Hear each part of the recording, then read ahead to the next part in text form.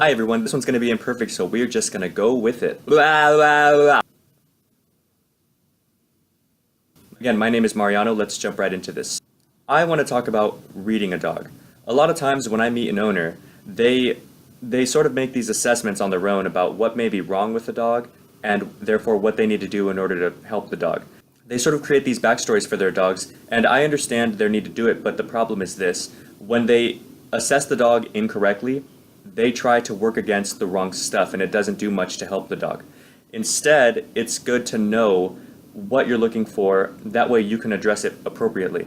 And the thing is, with so many terms out there in the dog training world, many of which owners these days are very aware of because of YouTube and these different outlets and TV shows and things like this, I want to go over some terms and what my definition of these terms are. That way we can start with the very foundation of training and rehabbing a dog, which would be to create a language that we can all share so that we all understand what we're talking about, what the dog is experiencing, and ultimately work to eliminate the right stuff in the right way. Now, let's start with my favorite word, probably the one that's used the most vaguely, is a correction, or to correct a dog.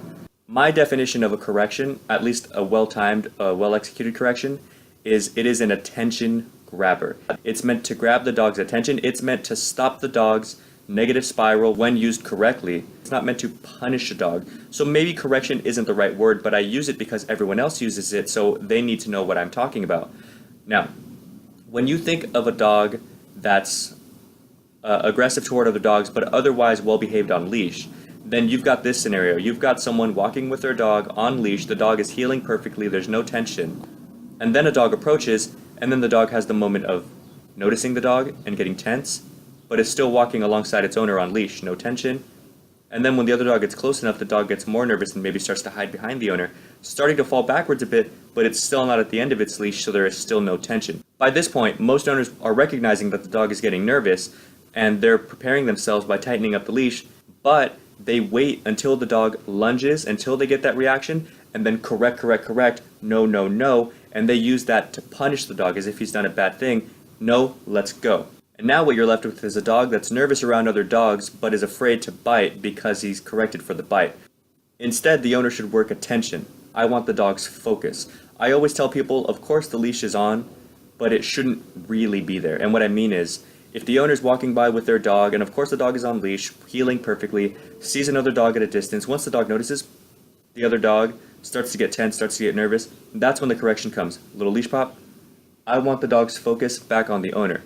Then instead of boom, no, you can correct the dog shows attention, good boy, let's go, heel, or leave it.